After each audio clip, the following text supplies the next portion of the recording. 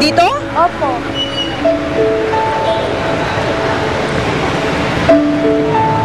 Wala naman ah. Nandito po siya. Binigyan pa nga po niya ako ng 100 eh.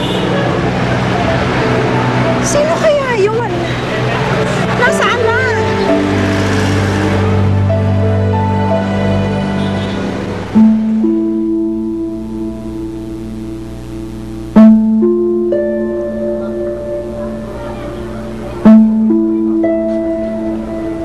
Uy, Dante, dito ka lang pala eh. Kanina pa kita hinahanap.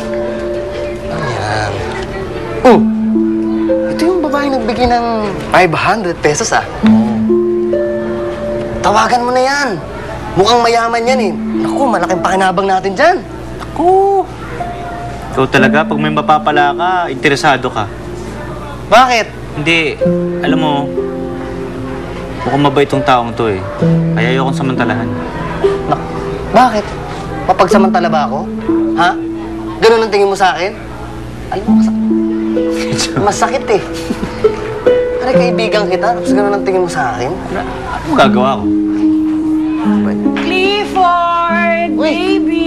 Hi! Saan ba to?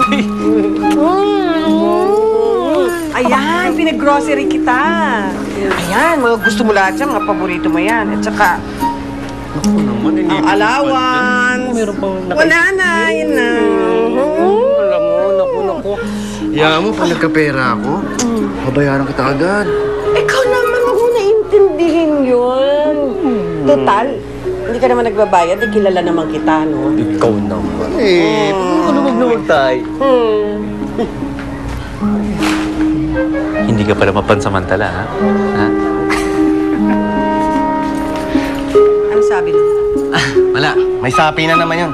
Oo nga. Alam mo, ikaw, huwag kang lalapit-lapit ko na. Oo.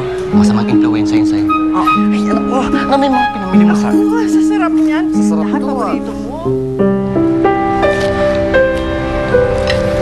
Para namang walang lason. Nakadalawa na ako, hindi pa bumubula ang bibig ko. Pero alam mo, nahihiwagaan talaga ako. Kasi buwan-buwan may tinatanggap tayong 50,000. Ngayon naman, may nagpadala ng bibingka. Oo nga. Hindi kaya yun nagbibigay sa atin ng bibingka at saka ng 50 kyaw sa'yo buwan-buwan isang tao lang. Anya, si Maita lang ang nagbibigay sa akin ng bibingka. Di ba? Wala na ang anak ko. Ay nako, nakakaloka ang mga kaganapan. Pero in fairness, masarap ang bibingka.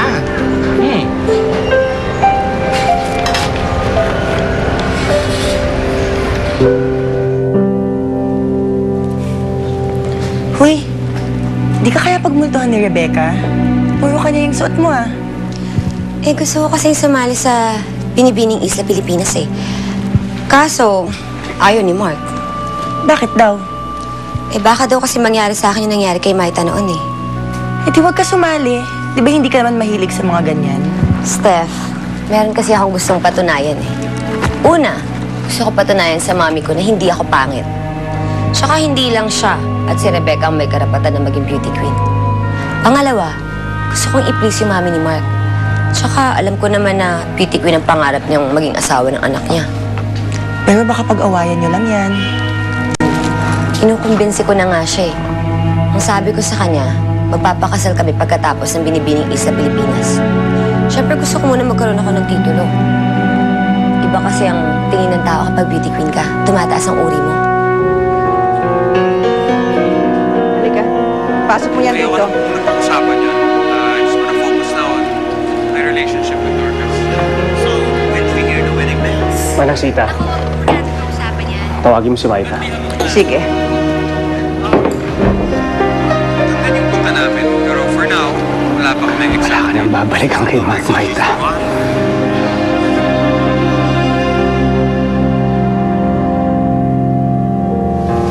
Pwede na ako makipagkita ulit kay Mark. Ang ganda na ako ulit.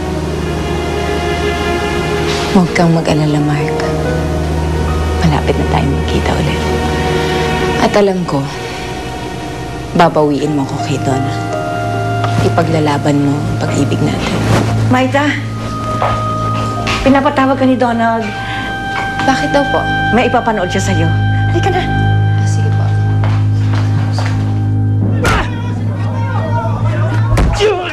Hoy, ano yan? Pati nila! Man! Ano ba kayo? Hoy! Bitawan mo! Ano gusto nyo, ha? Hoy! Ayos ka!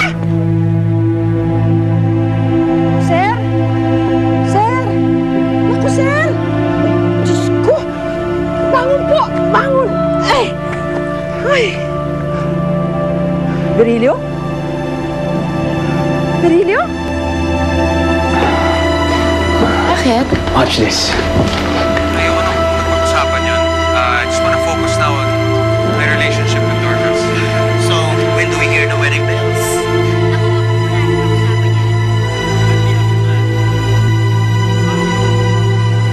Doon din yung punta namin. Pero for now, wala pa kami exact date. Mr. Sandoval, so she's the one?